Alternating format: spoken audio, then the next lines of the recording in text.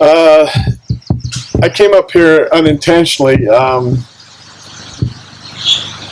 As far as Squatch mythology goes, my name's Jayson Stump. I reside in Roy. Let me take you back to about, and I figured this out last night. I haven't shared the story very much, but the year was 77, and I was 15 years old. Pine Plateau Estates is across from Manorlands, if you know the Bear River service, and coming into the Uintas from the from Evanston side. My father purchased some land and little cabin property on Pine Plateau Estates, and we would go up every weekend during the summer. I think it was his attempt to keep me out of football, keep from getting my knees busted up or whatever. I liked playing football a lot back then. So this one evening, it was kind of a day like today. It was about probably an hour earlier in the day. There were some shadows being cast, and I was tasked with cleaning up our work site, you know, in the cabin. And my dad and little sister had gone down to our neighbors just down this dirt road, and we had seen deer around. We'd seen a moose once going down the water, down the Bear River. We were probably, as the crow flies, maybe 500 to 600 yards off the river, and there was some animal paths through there. And like the one gentleman shared, how his horse reacted to the odors and stopped and turned to the left. Well, my sighting was to my right, and I was on back then we didn't have mountain bikes. We had the 10 speeds, and the road was just messed up anyway, but I was going to ride the bike down. And the first thing from my mind was seeing a deer or elk or a moose or anything like that. We'd just notice that it passed by, and we'd see them once in a while.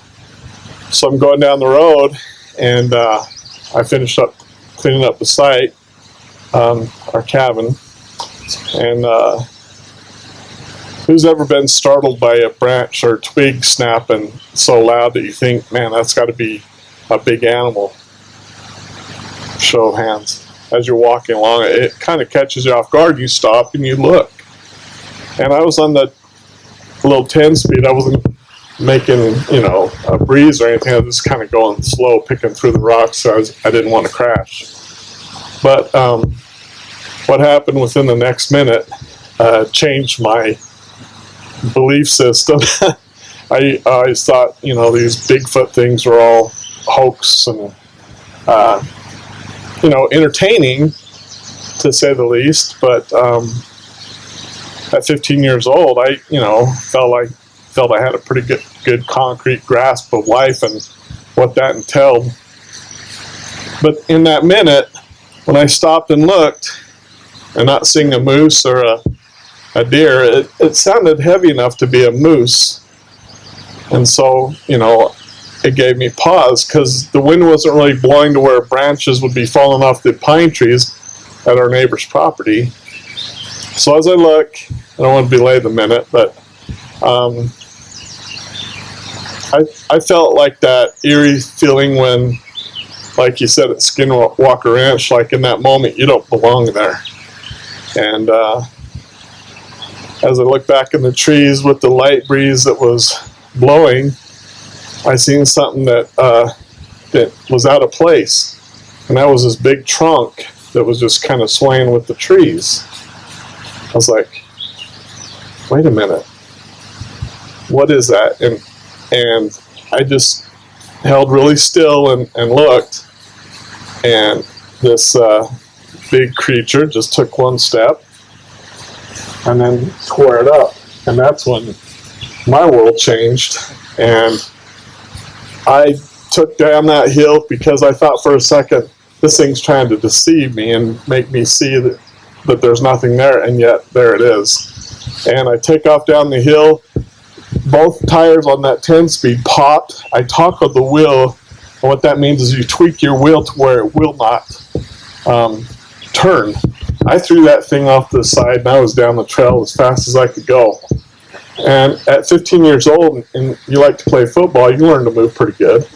And so the Champagne's cabin, Ernie Champagne, he was probably quarter mile, that seems about right, from where our site was. I didn't let up. When I busted into the cabin, my little sister goes, "Jay, what's wrong?" And I guess I looked white as a ghost. The blood flushed. I'm sure all my preservation of life and limb was concentrated in my core because I was going on adrenaline. And my dad even, is like, "Jay, you gonna be okay? What's going on?" I said, "I just seen Bigfoot." And they're like, "Oh, yeah, whatever." I said, "No, I did. I was up there by the Browns' cabin." The only reason that I felt validated in that sighting was that not more than a week or two, if I recollect correctly, further up the drainage, going up toward the crest of the highway there, somebody else had a sighting. And come to find out, more recently, within the past 3 to 4 years, in that same time frame, this trout farm owner in Ogden had seen it too. I don't recall where his sighting was, or if it was wreaking havoc with his trout farm. I don't remember. But what I'm saying is that 3 sightings within that same envelope of time got me thinking that, good, somebody else is picking up on what I'm putting down, So that's my little 2 cents. Good. I'll tell a story of a guy I interviewed a few years ago. We were clearing out, there was a database that people would submit reports to, and we had, my friend of mine, we had just become investigators. We had cleared out the Utah flat, and it was the Montana flat that didn't have any investigators, so we were going through that. I came across a record that had been submitted 4 years prior, and it was so intriguing to me that I wanted to track this guy down. So I gave the phone call, and he had moved from Montana. And long story short, it was a weird chain of events, but I found him, and he was in Beaver, Utah. And this guy was a guide, and it was an elk hunt up in Montana, and he was going out the day before, checking out the area to see if where the elk were and things like that. And the interesting thing was, when you interview people over the phone to cross-examine them, it was easy to see. It was pretty quick to see if they were legit or not. But this record was 4 years old, and this is what made this very unique, because I had his written words in front of me.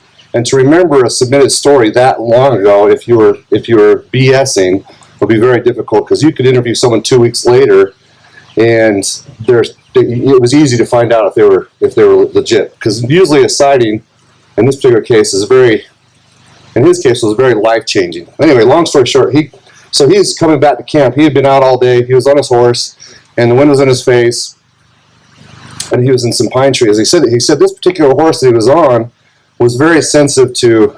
It acted very funny if there was either moose or bear in the area, and he said his horse started behaving like there was a moose or a bear in the area. And he said, the one thing you do when you're on a horse, I'm not a horse person, so I'm taking his word for it. He says, you pay attention to the horse, because the horse is going to know where the presence is, where the subject is, long before you're ever going to see it. And all of a sudden, the horse's head snapped left, and mind you, the wind's in his face. And he looks over to the left, and behind a root ball about 25 feet away he sees a subject, which he described as Bigfoot, crouched down behind this root ball. He says he was so close he could see the eyes dilate. He said what was interesting to him, because he was a long-time hunter, he said that the subject was in a position to ready to pounce, to go after him. And he said that as soon as he saw it, you could tell the subject kind of leaned back, like it misidentified what was coming over the rise or what he was. He was so caught up in the situation and also terrified that he told me later he would have actually probably pulled out his rifle and probably tried to shoot it. But he says he knew, based off the situation, that there's no way that would have happened. So he just kind of acted like nothing was happening and let his horse go on its way.